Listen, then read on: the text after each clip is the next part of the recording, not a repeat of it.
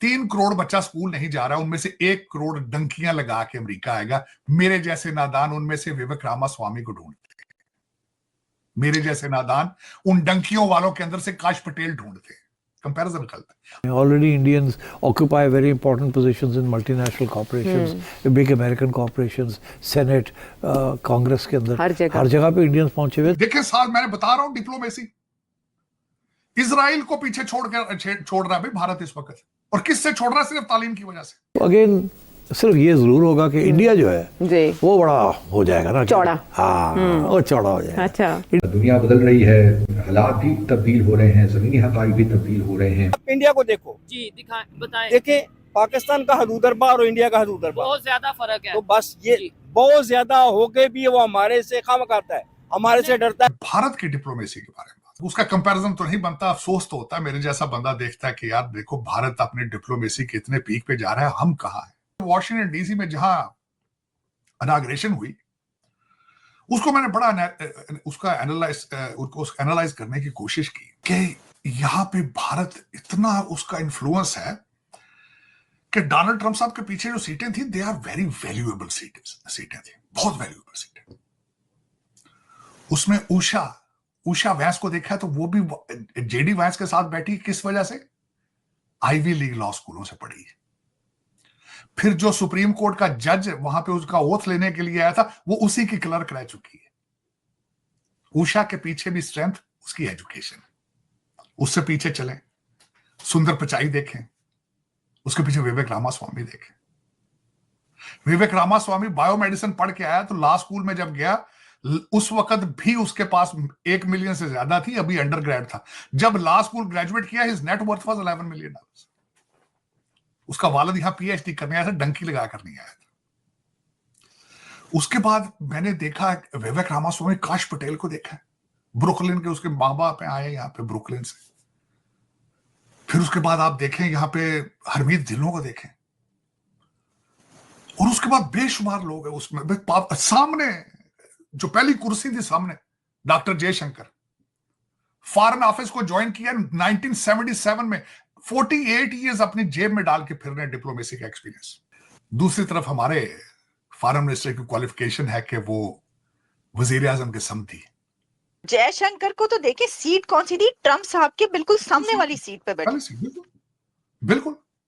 और सबसे बड़ी उसमें छोड़े, आगे चले, बल्कि प्रेस कॉन्फ्रेंस उनकी, मैंने तो एक लफ्ज मुझे अभी जबानी याद है, उन्होंने पहली मार्को रूबियो ओथ ली, तो पहली मुलाकात वो भी डॉक्टर जयशंकर से, और उसमें बायलैटरल बातें भी हुई हैं, क्वाड के बारे में भी बातें हुई।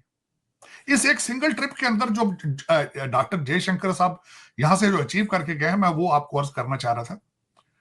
पहली मीटिंग मार्को रूबियो की ओथ के बाद डॉक्टर जयशंकर की, उनकी मीटिंग एनएसए से इसी ट्रिप में। 6 सेक्रेटरीज, इस कैबिनेट जो अभी बन रही है उसके जो बनने वाले 6 सेक्रेटरीज हैं, उनसे मुलाकात उनकी। फिर जो क्वाड के लिए जितने फॉरेन मिनिस्टर है उनके साथ मुलाकात उनकी। फिर अर्जेंटीना के मिले, हैवियर मिले, जो उसके सदर हैं अर्जेंटीना के, उनके साथ उनकी मुलाकात। और फिर क्वाड के सारी मीटिंगें सेट करके बायलैटरल बातें करके वापस चले गए, क्योंकि उन्होंने वहां जाके, एक तो 26 नवंबर है उनका कॉन्स्टिट्यूशन डे, और उसके बाद क्वाड की मीटिंग उसकी तैयारी करनी।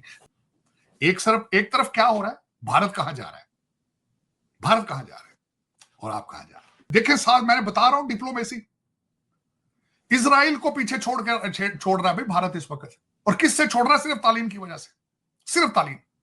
हम उनके साथ मेरे जैसे बंदे गलत है। मैंने आज किसी को कहा टीवी चैनल पे, मैंने कहा यार 3 करोड़ बच्चा स्कूल नहीं जा रहा, उनमें से 1 करोड़ डंकियां लगा के अमेरिका आएगा। मेरे जैसे नादान उनमें से विवेक रामास्वामी को ढूंढते, मेरे जैसे नादान उन डंकियों वालों के अंदर से काश पटेल ढूंढते। कंपैरिजन गलत है। मैं गलती, अगलों को व्हाइट हाउस में एडवाइजर रखना पड़ा है, कृष्णान तो वो ग्रीन कार्ड होल्डर है, एडवाइजर है, एक भी डिग्री अमेरिका की नहीं है, भारत से पढ़ गया है। आप इंडिया के साथ तल्लुकात ठीक करें। अच्छा, ओके, ताकि इंडिया को फ्री हैंड मिल जाए, to not worry about you, but focus on American aims and objectives against China. Okay, तो अब वो हमारी तरफ से तो हम ये कहेंगे जी हम क्या कर सकते हैं, हम तो वैसे ही कुछ नहीं कर रहे। हमने तो जिहादे शादे बंद कर दी हैं, मिलिटेंट इस्लाम ख़त्म हो गया है, सारे जिहादी ऑर्गेनाइजेशन फारग हो गई हैं, और कश्मीर तो इंडिया ने ऑलरेडी हज़म कर लिया है, और वहाँ तो अब थोड़ी बहुत पहले से ज़्यादा स्टेबिलिटी आ गई है।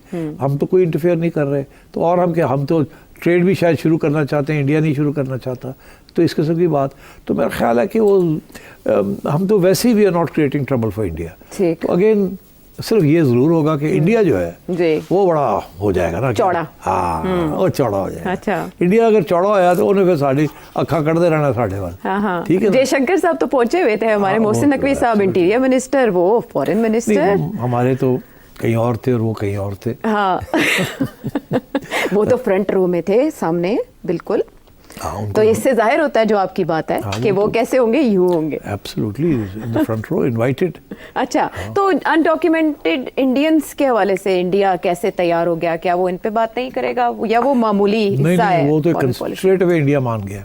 कैसे, ये कैसे? क्योंकि यार इंडिया को क्या फ़र्क पड़ता है, 50,000 बंदा वापस आ जाता है। अच्छा, मिलियंस वहाँ गए हुए हैं already. Indians occupy very important positions in multinational corporations, big American corporations, senate, congress के अंदर हर जगह पे इंडियंस पहुंचे हुए। बड़े इंडियंस बड़ी प्रैग्मेटिक इस किस्म की चीज़ में, कोई इशू नहीं बनाते इस किस्म की चीज़ों को, और उनके ऊपर प्रेशर होगा कि भाई आप अपने जो इंडिया ने टैरिफ्स लगाए हुए ना अमेरिकन गुड्स के ऊपर, कि अमेरिका के जो सामान है वो इंडिया में इतनी आसानी के साथ नहीं आ सकता, बड़ी ड्यूटीज हाई रखी हुई है अपनी इंडस्ट्री को प्रोटेक्ट करने के लिए।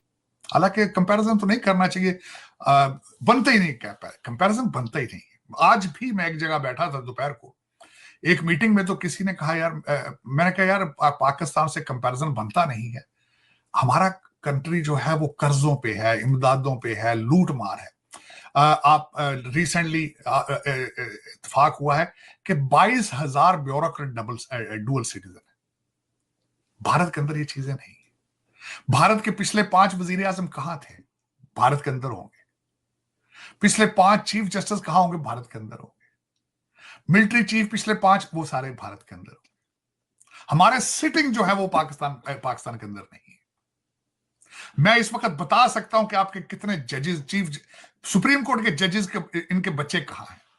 दे are not in Pakistan, they are not in Pakistan. आपके सर्विंग कई जर्नलों के बच्चे वहां पाकिस्तान में नहीं, तो आप किन लोगों की बातें करती हैं? डोनाल्ड ट्रंप की ओथ सेरेमनी पूरी हो चुकी है और अब वो officially United states of America के 47वें प्रेसिडेंट बन चुके हैं।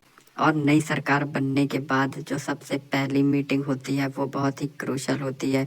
वो कहीं ना कहीं संदेश होता है पूरी दुनिया के लिए कि आने वाले 4 साल में किस देश के साथ अमेरिका के रिलेशंस अच्छे होंगे। और अमेरिका के जो नए विदेश मंत्री बने मार्को रूबियो, उन्होंने जो अपनी पहली बायलैटरल मीटिंग करी वो करी भारत के विदेश मंत्री एस जयशंकर के साथ, और इससे एक दुनिया भर में मैसेज चला गया कि अमेरिका के लिए इंडिया बहुत ही ज़्यादा इम्पोर्टेंट रहेगा आने वाले 4 सालों में। और इसके अलावा जो नेक्स्ट क्वाड की मीटिंग है वो भी भारत होस्ट करने वाला है, तो बहुत ज़्यादा प्रोबेबिलिटी है कि जो पहली फॉरेन विजिट हो प्रेसिडेंट डोनाल्ड ट्रंप की वो भारत में ही हो। और इससे भी दुनिया भर में एक बहुत ही स्ट्रॉन्ग मैसेज जाएगा कि इंडिया अमेरिका रिलेशंस अब अपने पीक को टच कर सकते हैं, क्योंकि India America relation Biden administration के दौरान काफ़ी हिट हुए थे, लेकिन ट्रंप एडमिनिस्ट्रेशन में ये सारी चीज़ें देखने को नहीं मिलेगी। और इसमें पाकिस्तानी मीडिया ये बात कर रहा है कि ट्रंप भारत को बहुत ही ताकतवर बना देगा और भारत तगड़ा हो जाएगा और वो इस ताकत का इस्तेमाल पाकिस्तान के खिलाफ करेंगे। और इसलिए पाकिस्तान बहुत ही नर्वस दिख रहा है। पाकिस्तान की इस्टेब्लिशमेंट से लेकर ब्यूरोक्रेसी तक हर जगह पैनिक फैला हुआ है।